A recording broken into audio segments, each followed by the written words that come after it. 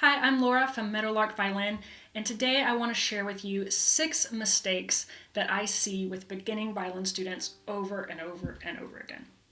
All right, number 1, playing on cheap or poor quality equipment. I could go on and on and on about this, but let me begin by saying I've recently been experimenting with some really cheap budget strings on an expensive violin. And I've learned that I have to be on top of my game, doing everything correctly, really being focused to get a good sound. Even though it's a nice violin, it's just cheap strings. So imagine what frustrations some beginning students will have if they've been playing for 5 days or 5 months or 5 years when they're trying to make a good sound on a cheap violin with cheap strings and a cheap bow. They're going to get very frustrated.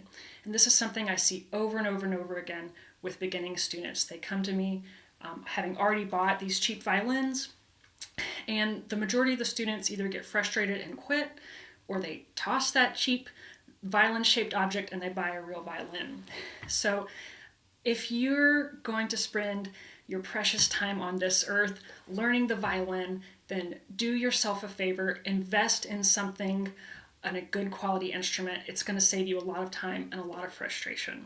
Okay, that's my soapbox. On to number 2, not separating the left hand and the right hand. And this happens from the beginning.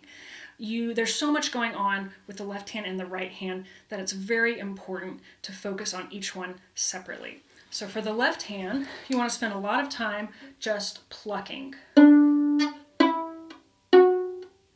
This way you can focus entirely on what's going on over here. And then you want to spend a lot of time with your open strings, just with your bow, focusing on a straight bow, the right bow hold, being relaxed. There's so many things to think about. And my suggestion is to separate those two as long as you can stand it. I know everyone wants to play the two together, but see if you can keep focusing on each one separately and then start to incorporate them both together. And even once you get comfortable playing the left and the right hand at the same time, you still want to separate them out when you're practicing. Focus on the left hand, focus on the right hand. Number 3, neglecting ear training. Now, what is ear training? Well, it's teaching your ear to be knowledgeable about what it's hearing.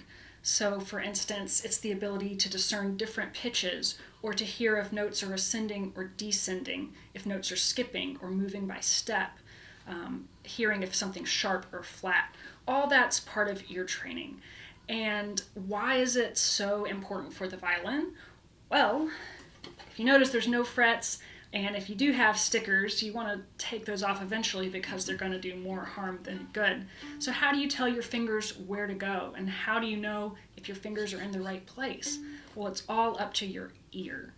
Teaching your ear to hear those differences and those subtleties. So how do you get better at ear training? Well, a lot of it you can actually do away from the violin. There's good ear training software out there, and it's also just learning to listen to music in a different way. When you're listening to music in the car or wherever, see if you can start to listen for the different instruments. Try to see if the music's going up or down or staying the same. Is it major or minor? Things like that. And on the violin, a great exercise is to start trying to pick out songs by ear without looking at music notation, without any help. Just see if you can hear it and pick it out. That's going to be a great exercise for your ear. Another thing that goes along with ear training is music theory. And both of these things we don't talk about a lot in lessons because there's so much to try to cram into a 30-minute lesson. But a lot of it you can do on your own.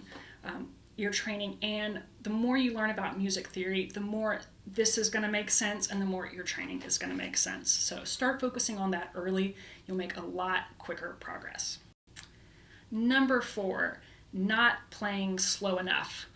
So if I could go back and tell my 15-year-old self anything, it would be to slow down while I'm practicing.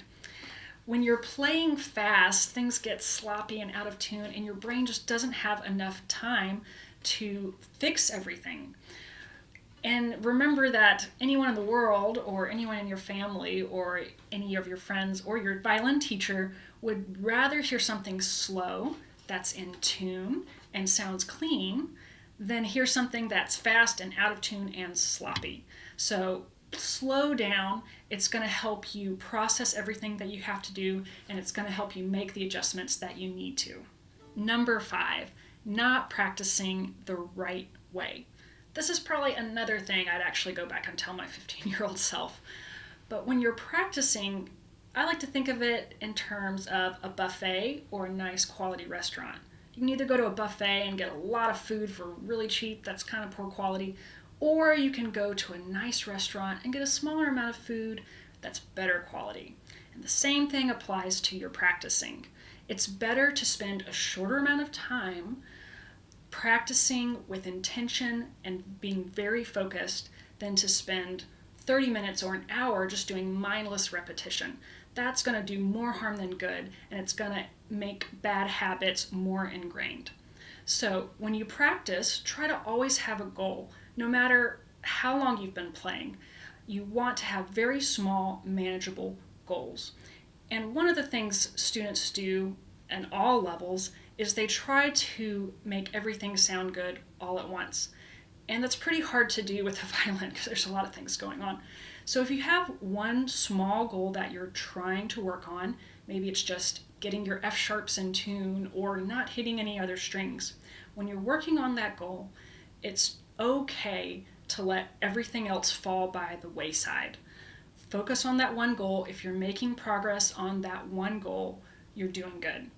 And that kind of ties into another thing I see a lot with students, and that is just beating yourself up, being way too hard on yourself. And I see this a lot with adult students especially. I understand, but try to keep your goals small. Don't try to solve everything at once. Don't try to sound perfect in every aspect of your playing. Keep your goals small and manageable. Number 6, not focusing enough on the bow. So with beginning students, they often spend a lot of their efforts and a lot of their time focusing on the left hand. That's totally understandable. That's when you're looking at music, you're thinking about sharps and flats and where your fingers are going. And you do need to spend time working on the left hand and focusing on that. But you want to make sure you're at least splitting your efforts 50-50.